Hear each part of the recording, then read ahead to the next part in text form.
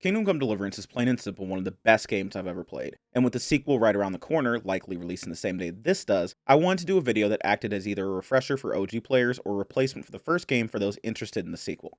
If you're interested in less spoilers and more of a comprehensive look at the game, I did a video a few years ago where I broke down the main plot with as few spoilers as I could, but this will be something else. In this video, I intend to discuss every part of the main story in the first game to prepare you for Kingdom Come Deliverance 2. There are a ton of reasons to play this series, with the biggest being the gameplay. The team's dedication to bringing about a realistic medieval combat system with a heavy emphasis on realistic implementation of armor from padding, plate, to mail. The world they built for you to explore is phenomenal, with a new quest around every corner, and I found something new on every playthrough. The characters are all well written and well acted, with people behind them you can tell care about the project. The music fits the world they built to the point so well that it just melts into the background. But none of that is what we're here to talk about today. For today, we're here to walk you through the main story, so let's waste no more time. This is Kingdom Come Deliverance. The opening will explain the history of the region, giving us the backstory for the world we live in. In short, Charles IV was a phenomenal ruler who built a prosperous empire that lived in peace. His son, however, King Wenceslas, wasn't up to the same standard, often ignoring his duties in more frivolous pursuits. It got so bad that his brother King Sigismund was called upon to help repair the damage Wenceslas had caused. Unfortunately, his solution was to kidnap the king and kick off a war, throwing the country into turmoil as loyalties were split between Wenceslas and Sigismund. This is where our story picks up. We wake up to the 15th century Bohemian town of Skalitz and step into the shoes of Henry, son of the town blacksmith. He comes across a bit of a lazy kid sleeping in late, with his mother chastising him about what he got up to last night to have him sleeping into so late. This first conversation will act as a way to determine your early game stats, with different answers putting points into different stats like speech, agility, vitality, and strength.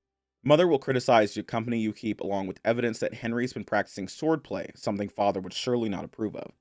Speaking of Father, you're late. Grab a bite to eat and head to the forge to start work for the day. He isn't happy you're up so late, but better late than never, as he gives you a list of errands to run in town.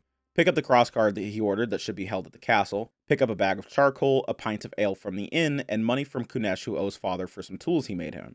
Getting the money from Kunesh proves to be your toughest challenge and a likely window into how you'll handle the rest of the game. You can try speech checks that will likely fail, ending up in a fistfight. A grown man against young Henry is a tough fight. You can win for sure, but it's entirely possible you'll lose, meaning you'll need to find another way to recover the tools. Either through sneakier arts like picking the lock on his door or having your friends help kick his ass from one end of the town to the other. At the tavern, we'll meet Henry's friends Matthew and Fritz, along with his lady Bianca. You have the choice to go help said friends throw poop at a guy's house and the chance to practice your swordplay with the combat master Vranik. Doing these is up to you and won't matter much in terms of the story. Gather everything Father asked us to do and head back to the forge, where we work to finish the sword he's been working on for our liege lord Sir Radzig. As they work, they will speak of the world and kings and politics. It's hinted that Henry's father is a well-traveled man. The sword is coming together when the miller's daughter Teresa comes to collect some nails the miller ordered. With the blade assembled, Father will demonstrate some swordsmanship as he tests the blade, just in time for Sir Radzig to come by with his guest Isvan Toth and give it a try for himself, being more than pleased with the work. Henry gets a swing with the sword himself, only to reinforce that a few lessons with sticks can't make you a swordsman. As many young men do, Henry will express his desire for a life beyond his home here, and Father will try to impart onto his son the dangers of such experience. You know the trouble with an adventurous life, son? It can end before it gets started. I might teach you how to handle a sword, and then someone will shoot you with a crossbow as soon as you set foot outside the house. You talk as if you've seen it happen. A man my age has seen a lot. Being a blacksmith might bring no glory, but it has its benefits, like keeping your head on your shoulders. I want to end my days in Skalitz, here, beneath the linden tree and by your mother's side. Well, so do I, one day. But first, I'd like to see the world, meet new people. Meet them or beat them. Meet. You have to keep going on about it. Then you've no need to learn swordplay. It won't be long before Hal gets the call to adventure he's been searching for, however, as it will come over the hill in the form of a human horde. Father will send us to the castle with the sword while he heads into town to get our mom. Henry gets to the gate before deciding to go back for his parents, seeing the harsh realities of war laid out before him.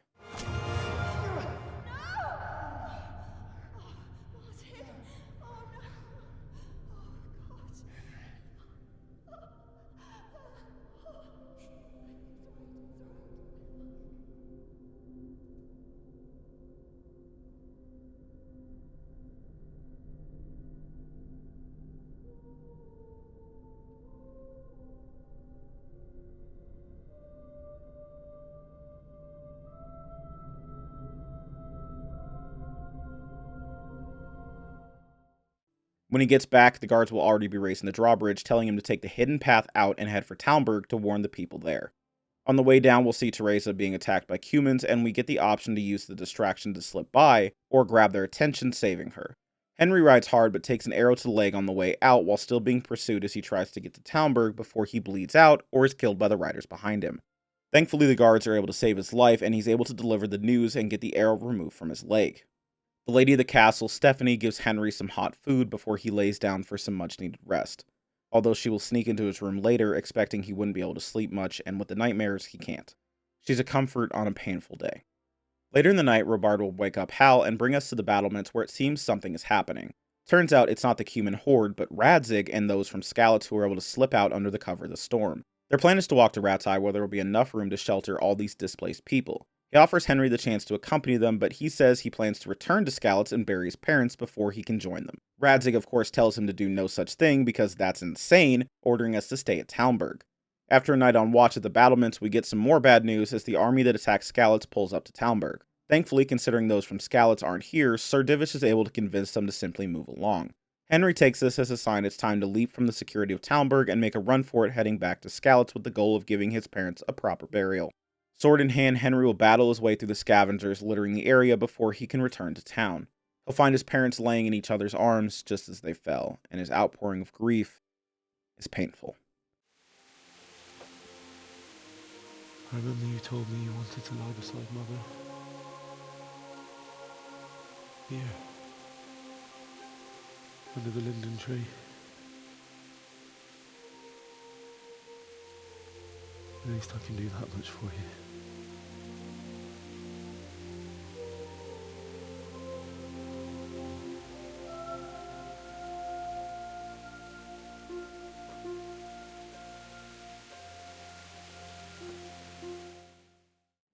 He goes in search of a spade to bury them with, and the only one he can find is in the hands of Sabizek, a boy who you know from town who isn't the best sort, it must be said.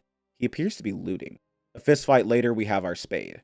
Henry gets the graves dug, but when he returns for the bodies, we find that Sabizek has rounded up a group of bandits and returned for us.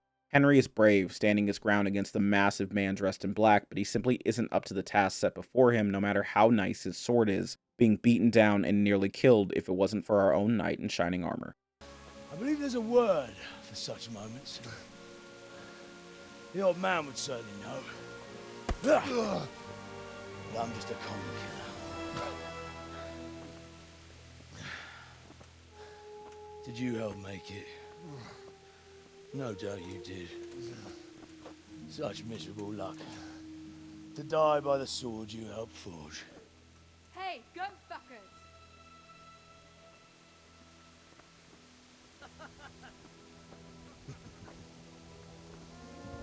The games are over.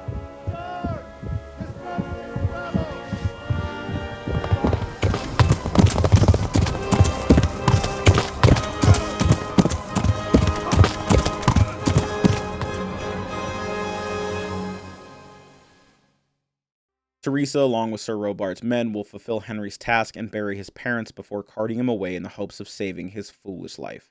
It will be days before Henry wakes up in her care at her uncle's mill outside Rattay.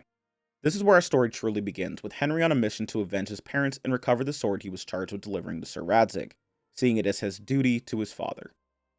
He talks his way into the castle, where he will enter a room filled with royalty. Let's break it down. The young Sir Hans technically owns all of this, but it has been left in the care of Sir Hanish while he waits to come of age. We also have Sir Radzig, who's going to be staying here in Rattay. As it happens, they have a second castle he can use.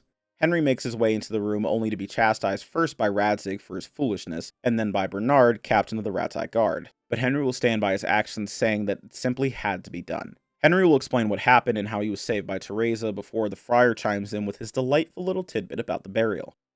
Still, it's a great shame your parents are buried in unconsecrated ground. That means purgatory for them.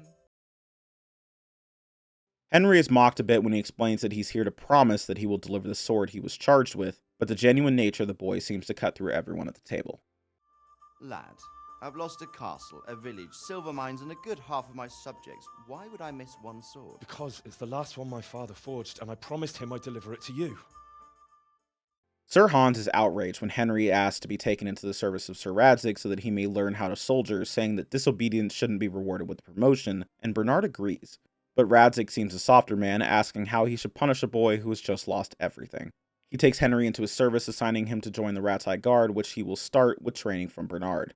The captain will show us some basic swordplay and archery before an insult from Sir Hans will get under Henry's skin that will lead to a challenge, where you have the opportunity to show off both of what you've just learned. With this, we'll join the guard and be taken around by Nightingale, a more experienced member of the team who teaches us to play Farkle, the single best minigame I've ever played. After a day of rounds, we'll be sent to close up all the shops in town, including the taverns. This will lead to another scrap with the young Lord Capon that will be broken up by Hanush. As punishment for their behavior, Henry will be sent to accompany the young lord on his hunting trip the next day. The hunting trip alone is a great mission, but it's improved by the devs considering the little things. For the vast majority of players, you will come into this mission without a horse of your own and be forced to walk behind Capon, something that will become important later on. For now, we head out as the young lord tries to get the story of what happened at Skalitz out of Henry. You can choose to tell him or you can choose to hold your tongue.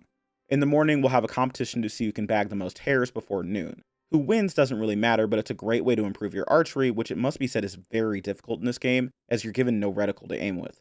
Who wins doesn't really matter, but here's where having a horse comes into play. Capon decides he wants to try his hand at hunting boar, and against Henry's advice will try to take it down with a bow rather than a spear, leading to a fleeing boar and a chase. For most people it plays out like this, unable to keep up with Capon and having to track him down on foot, eventually finding him in a cumin encampment and having to rescue him.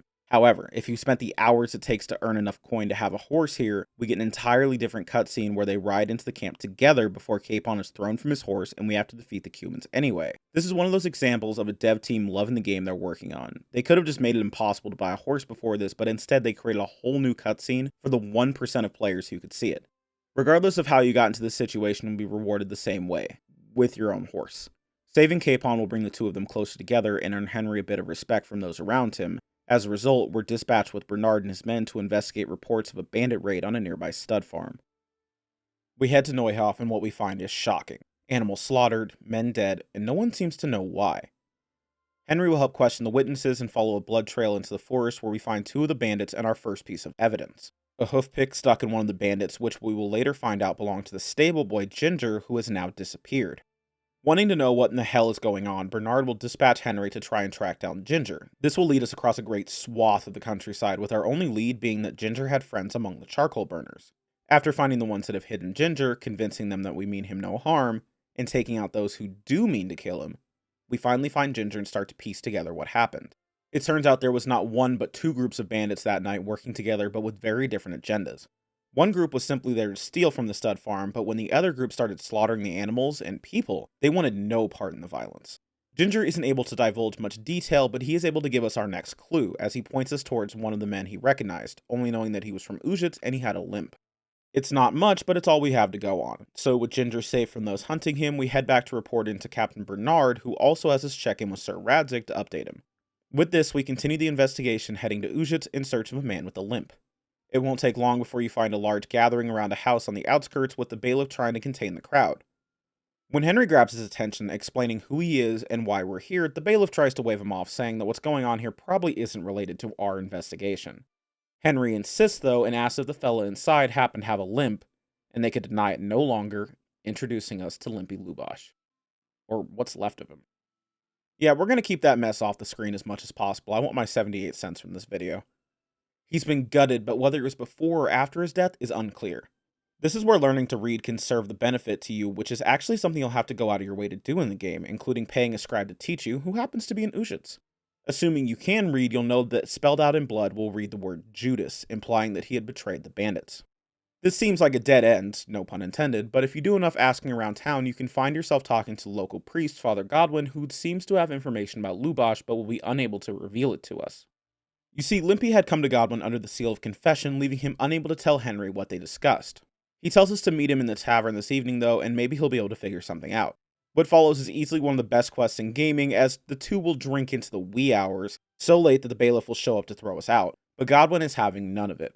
After knocking out the bailiff and his men, Henry and Godwin will head up to the church tower with a couple of women from the alehouse, ring the bell, before having some fun of a more adult nature. All in all, it's a hell of a night out, but the morning after will be hell. Waking up still drunk, Godwin will be reminded that he needs to say mass this morning, which he isn't going to be able to do in his current state. Not to worry though, he'll just have Henry do it. What? He strikes a deal offering to tell us about Luboch and his cronies if we pull it off. This can go several different ways, even getting Godwin kicked out of the church if you botch it bad enough, but for the sake of the story, let's assume you were paying attention to the bar last night when he was talking about Jan Hus and nail it, giving a rousing sermon while very obviously half drunk. You will save Godwin's hide and he'll give us our next lead. Turns out Limpy was the one who killed the bandit we found out in the woods, which is why he was labeled a Judas. Then we finally get some other names, Pius, Timmy, and Riki from Ledechko. Head to Ledechko and do some asking around where you'll find Riki is a nickname from the tanner's son Hinnik. This investigation is a winding road between Hinnik's father, the bathhouse wench he likes, and the innkeeper he sold poached game to, who will give us information on how to find Riki's hideout in the woods. We don't know exactly where we're going, but with some writing we'll find Riki, who seems to be terrified thinking we're one of the bandits. He's all too willing to share his stories with us in hopes we can get him out of this alive. We finally get a name for the man in black who attacked Henry and Skalitz and led the more violent gang at Neuhof. His name is Runt. He details the raid for us, but before we can decide what to do with him, a couple of bandits show up looking for Riki. Henry convinces him that his only chance is to fight alongside us. It's a tough early fight and it's not uncommon for Riki to die. Should he live though, you can decide to bring him back to jail, kill him, or just let him leave, either of which is fine. We head off on our next lead as we've learned Timmy works at a windmill by Merhoed. His sister is there and points us in his direction when we convince her we aren't with the bandits, but speak of the devil and they shall appear. They'll question Henry for info on Timmy. If you've got a smooth tongue, you can get most of them to go look in Rattay, leaving us with only one to fight off, but if not, it'll be a tall order to fight all four of them, though it is possible. Either way, we get free of the bandits and head out to the Colburns farm. Every time we've heard Timmy mentioned, we've been told he isn't the sharpest tool in the shed, and truth be told, he lives up to that reputation. But he's a nice kid, and it won't be hard to get info out of him. He was at the bandits' camp once, and is able to describe it along with the route to get there. Tell him to be good from now on, and then go to report to Sir Radzig with all we've learned. He won't ask for much of Henry, only go sneak into the camp, scout it for info, then complete some acts of sabotage. Alright. We head out for what we will later learn is an abandoned settlement called Pribyslavitz. I've always found trying to stealth through the place to be nigh on impossible, but the camp is home to Cumans along with local bandits, which gives us an opportunity. Stealing a Cuman uniform gives us a way to walk among the bandits incognito. If you hang around too long, you'll be noticed and have to pass some speech checks to get past, but if you're quick, you can learn everything you need to. Scouting pass into the camp can be done from the outside, and you'll learn what you can on the inside. Get far enough in, and a cutscene will play where it turns out there's been animosity between Runt's bandits and the Cumans they're working with. He makes an example out of the man to avoid any more incidents like this. As far as sabotage, you can burn their arrow supplies and poison the food, but it won't take long to get noticed doing that and you'll likely have to run for it. Reporting back to Sir Radzig won't bring him any peace as we describe the size of the camp and its inhabitants. How Henry delivers his scouting report will change how Radzig plans the attack, making it important you try to answer correctly. Hearing the size of the battle before them, Radzig will send Henry to call on Sir Divish and Talmberg to reinforce them. Divish is shocked to hear the size of the force hiding so near to him and how many men Radzig is asking for, but complies with the request, sending the men we ask for. This kicks off the battle for Pribyslavitz. We'll fight alongside the soldiers to push the bandits back, first crossing the bridge while under arrow fire and clearing the men from the outskirts, which is no small feat. The lower camp containing the Cumans is next, where Henry will be tasked with going after the archers perched above our men. It can be a little perilous getting to them, but archers are of course lightly armored, so you shouldn't have too much trouble at this point. With the Cumans dead, head to the upper camp and deal with the bandits while our men try to batter down the gates to the church.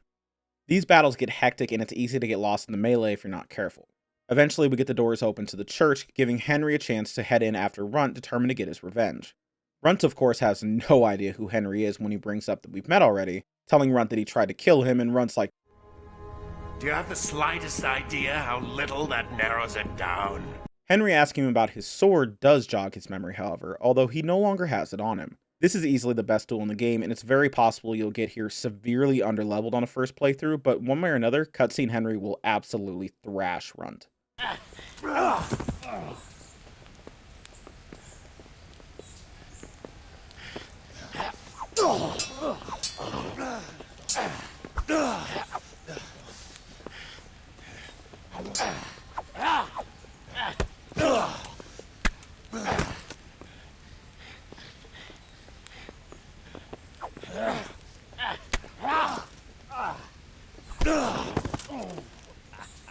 On fire for a peasant brat. It's not over yet, you scum. Now where's my sword? What have you done with it? Talk, you bastard! I'll see you in hell.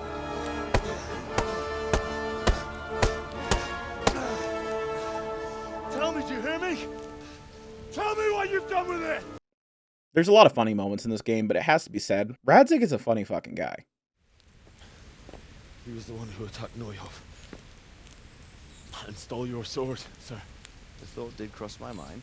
Henry's rather aggressive interrogation tactics mean that we won't be getting anything out of Runt, but that doesn't mean we didn't learn anything. They found tons of coin downstairs, which tells Radzig this is bigger than we know. Clearly we're facing a clever, determined, and well-funded foe who will likely be back soon. Today we should enjoy the victory, as tomorrow Henry will wake up with new problems. Henry will wake up in the castle in Rattay, having been given a room for his loyal service, and go to check in with the lords. Captain Bernard will be informing them of the recent bandit activity after the battle, including attacking the town of Merhoyed. But there's good news, the townfolk were able to drive the bandits off, even taking a hostage in the process.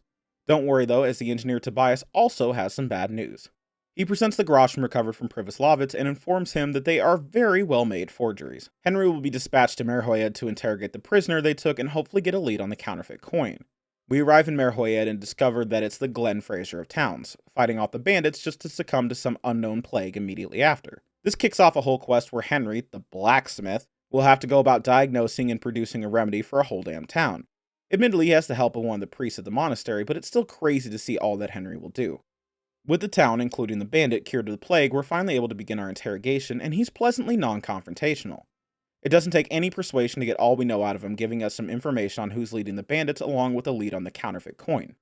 We get a name, Menhart, and a letter the bandit was supposed to be delivering to him along with the time and place they were supposed to meet, which happens to be very close to now. Before we can cart the bandit off to Rattay, a villager by the name of Old Straw will come bursting in.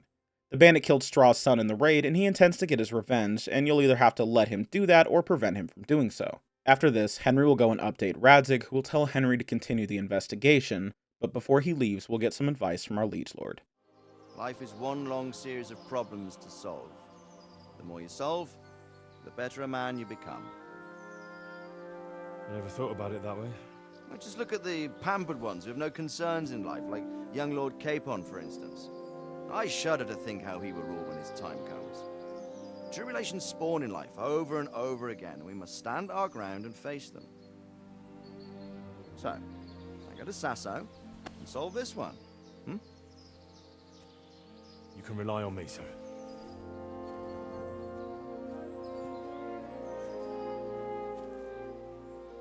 Good luck, son.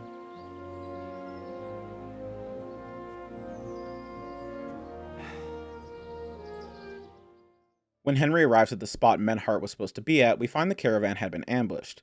Following the blood trail to a nearby charcoal burner camp, we find a mercenary who worked for Menhart up until the attack.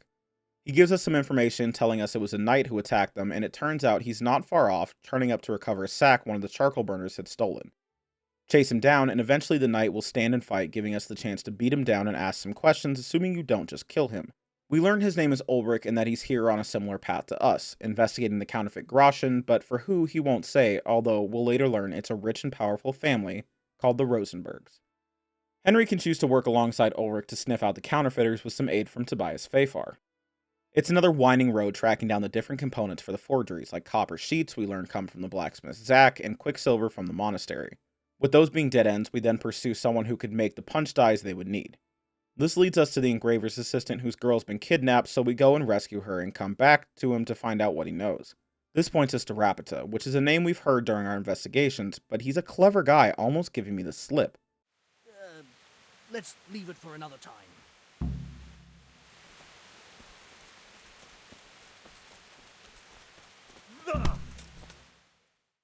Through Rattay, we learn that the forgeries are being made in the Skalitz mines. You can either go there alone or take Ulrich with you. There's quite a few men there, so help isn't a bad idea, but they aren't particularly tough, so it's something you can handle on your own. Should you take Ulrich, however, you'll find yourself in conflict at the end of the road. He has orders to kill anyone involved, and we need Sir Jezek alive. There's no overcoming this impasse, and it will be a fight to the death. With him taken care of, we will escort our guest back to the Rattay jail. For whatever reason, when we get back, it turns out Jezek is refusing to talk to anyone but Henry, so we're ordered to go and interrogate him. From this, we learn the name Eric, the fact that the bandits are recruiting in Sasau, and someone high up in the monastery is involved. Radzig has no authority to investigate the church, so that leaves us with going to find the crimps who are recruiting in Sasau. There's more than one way to track them down, but my favorite is beating up the town brawlers, which will then have the leader tell you where to go if you're looking for tough guy work. Following the instructions, we'll go to the church in the night and allow ourselves to be recruited. It comes with a very simple entry test. Simply sneak into the monastery, figure out which of the novices is the former bandit Pius, kill him, take his stuff as proof, and then get out. Easy! This kicks off what is simultaneously a fantastic and awful quest. The easiest way into the monastery is to find Carl, a kid who screwed up and is being forced into the cloister by his father, spending his last days drinking in the tavern. He's more than happy to let us take his place and run off if we can get him the money he needs to flee. With Carl's entry letter, we can give up all our worldly possessions and become a novice. Henry stands out right away as it's clear he doesn't speak Latin, something expected of a novice as he botches his initiation. Now, here's where the quest really starts, as we'll have 4 other novices to speak to and try to figure out who is Pius. This can be done in a whole host of ways, either slowly fulfilling your duties working in the alchemy lab and library, going to prayer and quiet meals, or telling the first person you talk to you're here to kill Pius and find out that he is in fact Pius himself when he freaks out and tries to poison you. Either way, you'll have to work as best you can to keep your intentions hidden from the monks while trying to get Pius out. There's a hard path where you can fake his death and escape together before either letting him run or taking him to Rattay where he can be hidden. Or agree to do all of that and then immediately choke him out and kill him the moment he turns around. Whatever your path, you need a missing novice that will convince the bandits you've killed Pius. You'll meet them at the appointed spot, and this can go a couple different ways depending on whether or not Pius is truly dead. If you killed him or otherwise acquired his special dice, they will serve as proof he's dead and they will welcome you to the fold, telling you where the camp is. Otherwise, you can smooth talk your way to convincing them you're on the level, or worst case, kill them and have to find the camp yourself. The camp is called Vranik, and the strange die they use will be your key to getting inside, where you can do some snooping. As you begin to investigate the camp, it's even worse than the last one, with not 1 but 2 sets of strong walls, along with a vast amount of well-armed men. It's not a proper army to be sure, but this isn't just some common rabble, which you can see from their arms, armor, and expensive tents. Although, we do find a weak point in the wall where they dump their waste. We'll meet Eric, who's leading the camp and is impressed with Henry's feat of killing Pius, ordering us to head to the combat master to assess our skills with a sword. Funny enough, it's the same man who taught Henry a little swordplay in our opening, and he even recognizes Henry, but it won't cause any problems if you admit you've met before. It's really cool to look back on how Henry performed the first time the two of them fought, compared to now, and see the massive growth he's undertaken as a swordsman. We report back to Eric only to get a bit of a surprise. If you don't remember him, I don't blame you. It was oh so far back when we saw Istvan Toth in the opening visiting our Sir Radzig before the attack on Skalitz. Turns out Toth is working in the service of Sigismund, fighting against our King Wenceslas and his allies, who include Radzig, Hanush, and Divish. Toth tells us he intends to ransom us to Radzig, and while it's clear Henry is a valuable soldier, there's no reason to think we would be that valuable, until we learn the truth. I'm sure you'd rather hear it under different circumstances, and from someone else, boy. But beggars can't be choosers.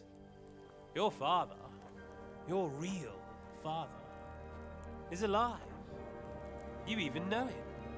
It's your liege lord, Radzig Kobyla.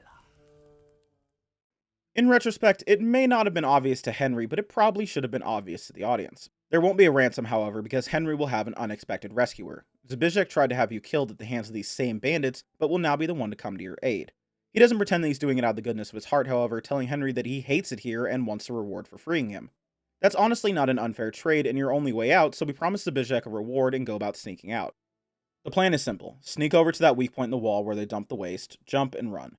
It's not at all easy to get out of the camp, but it is easier when you get your gear by sneaking into Eric's office and recovering it before you leave. It's also much easier, if you've played this section before, cheat and stash some gear in a trunk just outside. You don't actually have to stealth your way out of the base, you can just make a mad dash for it, but I've gotten a little better at stealthing it in every playthrough, and I really enjoy the challenge now. One way or another, we're going over the wall and limping back to Rattay alongside Zbyszek. Once we're back, we can report back to our lords. I apologize for the weird face textures, it's done this every time I've played this scene, and I've given up on trying to fix it. Henry won't waste any time summing up what happened, including revealing how he knows Radzig is our father, but more importantly the camp, who's running it, and why. Hanush is in the mood for a fight, and while Radzig is more hesitant after hearing about the fortifications, he believes it is best to attack as quickly as possible. With that, Zbyszek gets his reward, and Hanush promises not to ask why he was there in the first place. Henry is still struggling with the concept of Radzig being his father, but there's no time to talk about it now as he must ride for Talmberg to gather the men. Divish and Robard aren't thrilled to be marching out again, but understand the necessity, so we ride out right away. It should be a rather dramatic moment, but it always seemed rather delightful to me.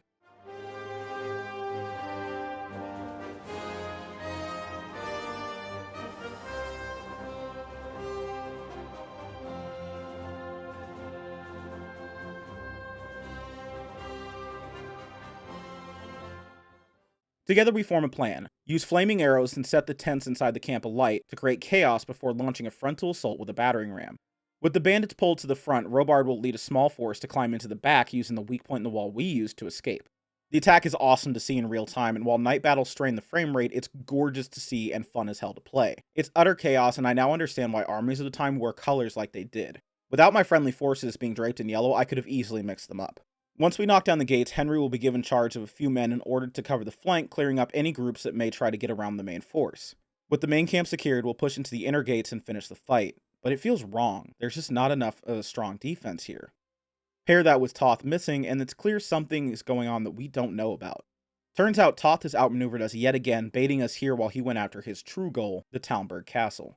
With the minimal guards at the castle and only Lady Stephanie's kind heart to guard the door, he's able to feign distress and use it to get inside the castle walls, capturing them before we can return. We do get back before they fully secure the gates though, and Radzig is able to ride into the inner bailey before the outer gate is lowered, trapping us inside. Henry will fight his way up through the bandits in order to raise the gate on the outer bailey, allowing our troops to get in. This gives us a foothold, but before we can press our advantage, Toth demonstrates his, presenting us with his hostages. While we're unable to attack Toth, he pushes us back, wounding Sir Divish in the process. From our largest triumph to our greatest defeat, this leaves us with nothing to do but try and retake Talmberg. Before being conventional though, we'll try our hand at being clever, planning a night raid in the hopes of freeing the hostages and removing Toth's advantage. Draped in black, we'll move to the castle under the cover of what probably looks like the brightest moon in the history of moons. I decided to try the quest with a Nighthawk potion which improves your night vision and didn't consider how odd it would look for the audience. Sorry about that. We move along the battlements, killing guards and avoiding raising the alarm. Raising the gates would be way too much noise, so we have to try and find the hostages first. I have to say, stealth in this game has a real satisfaction to it considering how damn hard it can be. We find the non-royalty that are being held here, but they have no idea where Radzig and Stephanie are being held, and despite Henry's protest, there's no way we can scour the castle to find them. On top of that, Sir Hans will get hit with an arrow and fucking die. Nah, I'm just kidding, he's alive, but we'll have to carry him out. There's an English teacher in me somewhere that wants to talk about the parallels between Henry's first riding into Talmberg with an arrow in his leg needing to be saved, and now carrying out a wounded man becoming a savior himself. My boy, how you've grown. With this, there's nothing to be done but set up camp and lay siege to Talmberg. The only option Divish can see is to build a trebuchet and break down the gates, so he calls on Master Fafar, who is a mining engineer with no idea on how to do that. Thankfully, Henry is here to assist, and we will be sent by Fafar to track down an engineer that can actually build siege engines by the name of Conrad Kaiser, who happens to be in Sasau at the moment. There's also plenty of optional stuff we can do to help support the camp. This includes getting pitch from the charcoal burners, getting potions brewed up to help the men stay awake on watch, finding a priest for the dead and dying, a doctor to tend to the wounded who can be saved, beer to drink, and meat to eat to help feed the men. All of these have their own quests attached, like picking herbs for the potions, healing the sick so the doctor can leave, and tracking down a priest in the forest. Conrad Kaiser, though, is part of our story. We find him in the Sasau monastery working with the construction team, but while he's happy to come and do what he loves, throwing stones at buildings, he can't just up and leave. The abbot is away, and without him to approve the leave, we wouldn't be able to go anywhere, so we'll have to figure out a way to get him out. My preferred method is stealing the orders from the abbot's assistant, having a new one forged, and bringing it to him to have Conrad released. While we get the release we need, Conrad will present a new problem as he's found out there's an assassin lurking around with intent to kill him. This sounds ridiculous, but turns out it's true, and we'll have to deal with it by hiding outside and jumping him when he shows up. He has a pretty convincing story, but he really is an assassin, so, do the thing. With that, we'll return to the camp, and Conrad will begin to plan the siege engine, where Conrad will tell us about his passion for Roketa. Indeed. It should have occurred to me. But I am very fond of Roketa, and I always think what Alexander the Great might have accomplished with them. Right after the trebuchet is completed, we'll get bad news as a runner will inform us there's an army marching down the road to attack us, and they're only a day away. That's suboptimal, but with the warning, we're at least able to form a plan. It's decided that we'll ambush them on the road and try to catch them unaware. With Radzig gone, Henry is ordered to lead some of the men from Skalitz in the attack yet again, entrusted with holding the flank. He does well, keeping the men together and successfully beating back Toth's forces at the river. With our battle won, we'll move down the road to help Sir Hanish and his men finish off the rabble. In the process, we'll capture Eric, Toth's number 2, and a valuable prisoner. That's great, but before we can enjoy the victory, Robard will run up to tell us that the trebuchet is under attack and they need help. It's a mad dash to get back to the camp and join the battle, but with old age and treachery at our side, we win the day before any real damage can be done. Before we start shelling the city, we do make an attempt at a prisoner exchange, and while Toth is distressed to see Eric in enemy hands, he isn't foolish enough to make an exchange. With all our other options exhausted, they spend 2 days bombarding the city, giving Henry to take care of anything he needs before the final battle. It's funny, Henry was always courageous, but to see him go from being rescued by Robard in the height of his folly to laughing with him as a comrade, it's just an amazing arc for a character. I'll help with the attack on the walls. I'm proud of you, Henry. You've changed from an insolent pup into a tough, reliable fighter. And as God is my witness, we will kick those whore sons' arses. A village lad and an old soldier? This man must be shaking in his boots.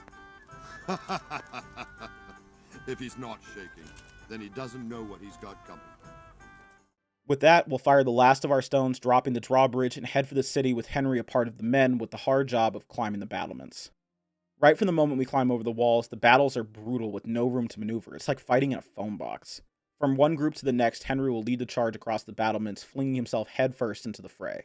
The battle in the courtyard will be no less chaotic, with the victory coming only after the blood gods have been well sated. With the bandits well and truly finished off for the last time, all that's left is to go get Toth out of the tower with his hostages. It's a bit of an ugly stalemate, but Hanush makes a deal. They will free Stephanie now, and Radzig when they've gotten away. In exchange, we will give them Eric and guarantee their safety until the edge of the fiefdom. This seems like the kind of thing that wouldn't work, but in a tale about heroes, it's nice to see the concept of honor still holds up in some parts of the world, with both ends actually holding up their end of the deal. We ride out with Sir Hans to pick up Radzig and Skalitz, who is right where they promised he would be. A battle over, a father and son reunited, and the enemy fleeing in defeat. The war is far from over, and Henry will have much to discuss with his father, but for now, this will have to suffice. We learn a little bit about the man who raised Henry, Martin, in this conversation. That when he was around Henry's age, he also wished for adventure and set out to see the world, even fighting in a war in Poland. Radzig will tell us that Martin settled in Counterfeit for a time before a local quarrel forced him to leave. With the next game being set in Counterfeit, I wouldn't be surprised to see this referenced in the game if not part of the main plot. Henry regrets not being able to recover the sword, the only thing he had left of his father, but I bet it'll pop up in the sequel. On the way back, the pair will spot the Margrave Jobst, cousin to the king, riding to meet with Hanush and Rattay. On this night, Henry will see his father in a dream as they sit together in a beautiful green field. The conversation is short, but as his father joins his mother in the light, I like to think it's Henry's way of coming to peace with what happened. Jobst is here to talk about a whole lot of political nonsense that, if I'm honest, is just kind of irritating to try and follow and doesn't make a ton of difference in our story. What matters to Henry is that the lords will write a letter for Sir Hans to carry to a friend in Counterfeit in the hopes of finding allies to help our King Wenceslas. When it's ready, Henry will ride out alongside Lord Capon into their next adventure, and we can only be left to assume this is where the next game will begin. So that's it. That's the main story from Kingdom Come Deliverance and everything you need to know coming into the sequel, which I will be playing on release to offer you a full review, which I hope to complete before I leave for the 6th Invitational, but after seeing the length of the game, I'm not too hopeful on that. Either way, I'll be releasing some Patreon exclusive videos when I'm back on both Mass Effect and Kingdom Come Deliverance, so keep an eye out for those. Man, it's nice to be almost caught up with all of this. After Kingdom Come Deliverance 2, I think I'll be taking on shorter projects just for my sanity, but until then, I think I'm just going to enjoy my time in Bohemia. So for now, that'll be all. This is Purple signing off. Have a wonderful night, and always remember to smile. Thanks, guys.